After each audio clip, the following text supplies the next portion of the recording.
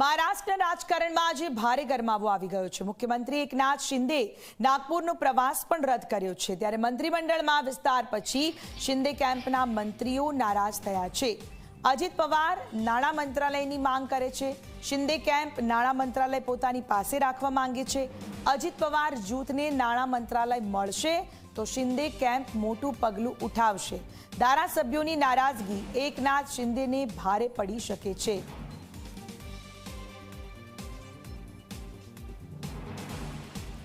મહારાષ્ટ્રમાં ચાલી રહેલ રાજકીય દવાસણમાં આજનો દિવસ મહત્વનું સાબિત થઈ શકે અને તેનું કારણ છે કાકા અને ભત્રીજાની પાર્ટી પર કબજાની લડાઈ। વાત એનસીપી એટલે કે નેશનલિસ્ટ કોંગ્રેસ પાર્ટીની। કેમ કે અજીત પવારે એનડીએ સરકારને સમર્થન જાહેર કર્યા બાદ સવારે 11 કલાકે બાંદ્રાની એમઈટી કોલેજમાં પાર્ટીના ધારાસભ્યો અને સાંસદોની બેઠક બોલાવી છે। તો શરદ પવાર 1 કલાકે નરીમન પોઈન્ટ પર વાયબી ચૌહાણ કેન્દ્રમાં ધારાસભ્યો સાંસદો અને જિલ્લામાંથી લઈ તાલુકા સુધીના બધા રેન્ક અને એકમના પાર્ટી કાર્યકર્તાઓની બેઠક બોલાવી છે। એવામાં આજનો દિવસ રાજકીય ઘમાસાણ માટે મહત્વનું સાબિત થવાનું છે। બંને જૂથે આજની બેઠક માટે પૂરતી તૈયારીઓ કરી લીધી છે। એવું માનવામાં આવી રહ્યું છે કે આ બેઠકથી જે પાર્ટીના ભવિષ્યનો નિર્ણય થશે એવું પણ મનાઈ રહ્યું છે કે એક જ દિવસમાં બંને જૂથની બેઠક છે ત્યારે બેઠકમાં વધારે સંખ્યાબળ હશે તે સીધી રીતે એનસીપી પોતાની પાર્ટી હોવાનો દાવો મજબૂત કરી દેશે।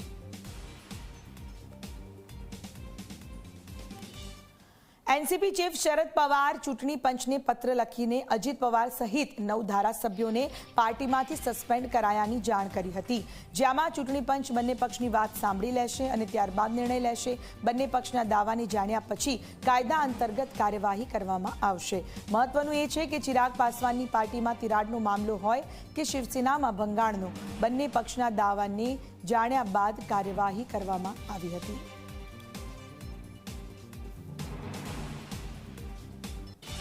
શરદ પવારે ધારાસભ્યો પદાધિકારીઓ માટે પ્રતિજ્ઞાપત્ર બનાવડાવ્યું છે।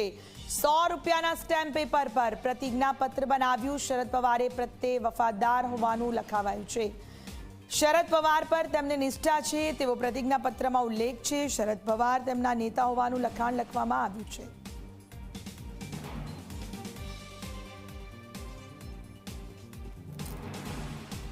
તો હાલમાં શરદ પવાર પોતાના પક્ષ કોની જીત થાય છે તે જોવાનું છે। શરદ પવારે ધારાસભ્યો પદાધિકારીઓ માટે એક પ્રતિજ્ઞાપત્ર પણ બનાવ્યું છે।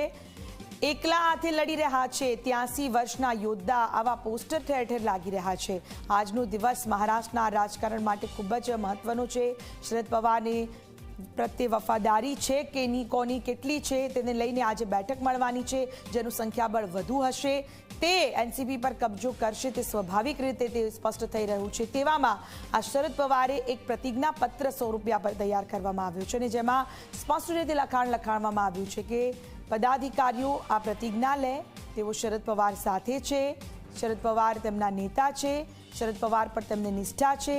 શરદ પવાર પ્રત્યે તેઓ વફાદાર છે। આ પ્રકારનું આ પ્રતિજ્ઞાપત્રમાં લખાણ પણ લખવામાં આવ્યું છે। તો મહારાષ્ટ્રની રાજનીતિની અંદર આવતા સૌથી મોટા સમાચાર કે આખરે એનસીપી પર લડાઈમાં કોનો કબજો થશે। કાકા ભત્રીજા આમને સામને। શરદ પવારે એમએલએ પદાધિકારીઓ માટે પ્રતિજ્ઞાપત્ર બનાવડાવ્યું છે તો તેમના સમર્થનની અંદર ઠેર ઠેર તેમના ઘરની બહારથી લઈને અલગ અલગ જગ્યાઓ પર પોસ્ટર્સ લાગ્યા છે કે 83 વર્ષના એ યોદ્ધા છે તે એકલા લડી રહ્યા છે અને તેમની સાથે હોવાનો જે સમર્થકો દાવો કરે છે તે તેમની સાથે જોડાય। આજની આ બેઠક ખૂબ મહત્વપૂર્ણ છે। એક જ સમયે થનારી મહારાષ્ટ્રની અંદર આ બેઠક ધારાસભ્યો પદાધિકારીઓ તમામ લોકો એનસીપીમાં શરદ પવાર સાથે છે તે પ્રતિજ્ઞાપત્રની અંદર લખે, પ્રતિજ્ઞા લે તેવું તેમનું કહેવું છે।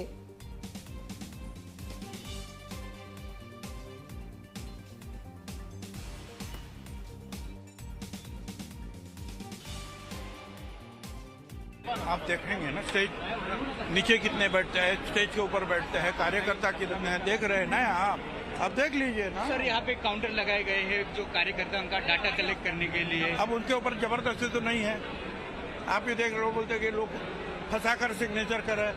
अब लोग जो है तांता लगा हुआ है, लोग सिग्नेचर कर रहे हैं और उनको पूछा जा रहा है क्या आप कहाँ से हैं, कहाँ अध्यक्ष है, कार्याध्यक्ष है, फ्रंटल के आप कौन से स्थान पर है, कौन से जिले में है, कौन से तालुका, सब तो लिखाया जा रहा है।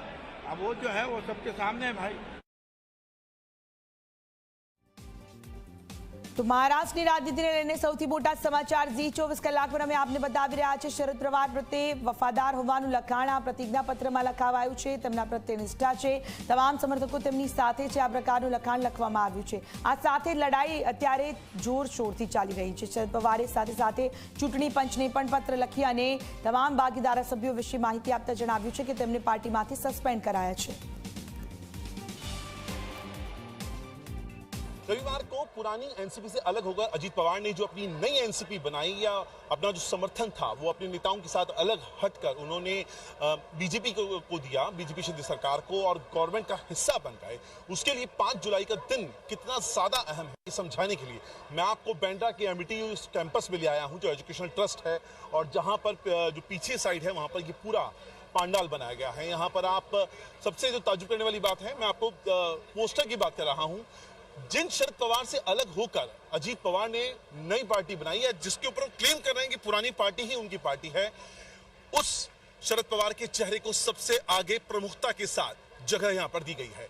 उसके बाद आते हैं अजीत पवार, चूंकि ये पूरे विद्रोह का या इस बगावत का को अगर कोई लीड कर रहा है तो वो अजीत पवार हैं, जो कि भतीजे हैं शरद पवार के। तीसरा चेहरा प्रफुल्ल पटेल, बहुत खास चेहरा ये माने जाते हैं, और राष्ट्रीय राजनीति में एनसीपी में शरद पवार के बाद जो दूसरा सबसे बड़ा नाम माना जाता है वो प्रफुल्ल पटेल का है।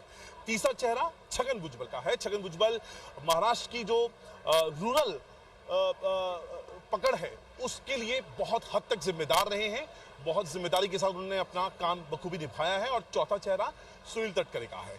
तो ये तमाम चेहरों के बीच में ये पूरा पांडाल यहाँ पर बुलाया गया है, एक तरह का शक्ति प्रदर्शन इसको आज कहा जा रहा है, क्योंकि लगातार पिछले रविवार से ये दावा किया जाता रहा है शरद पवार की तरफ से भी, अजीत पवार की तरफ से भी, कि 30 से ज्यादा विधायक उनको समर्थन दे रहे हैं। लेकिन एक्चुअल हेड काउंट है कितना, सवाल यही आके रुका हुआ है। और आज 5 जुलाई है। 5 जुलाई को अजीत पवार ने यहां इस कैंपस में अपने तमाम नेताओं, तमाम पदाधिकारियों को बुलाया है और अपना वो हेड काउंट कराने की कोशिश की जा रही है, जिसका दावा वो कर रहे हैं और सरकार का हिस्सा बने हैं। तो वहीं दूसरी ओर शरद पवार, उन्होंने भी एक मीटिंग बुलाई है उसी वाईबी चौहान में, जो सत्ता का केंद्र रहा है एनसीपी के लिए। वो अपना शक्ति प्रदर्शन दिखाने की कोशिश कर रहे हैं, उनका अपना दावा है। और दोनों साइड्स ने अपने अपने जो आने वाले जो पदाधिकारी हैं उनको एक स्पेशल अरेंजमेंट किया है। ये काउंटर है, यहाँ पर एक रजिस्टर बनाया गया है। सर, रजिस्टर्स का क्या उपयोग है यहाँ पे रजिस्टर का जो राष्ट्रवादी कांग्रेस पार्टी के जो सदस्य जब आएंगे, सब उनका नाम और पता और उनका पद क्या है, उनके सब रिकॉर्ड हम ये कर रहे हैं, इकट्ठा कर रहे हैं। अच्छा, यहाँ पे रिकॉर्ड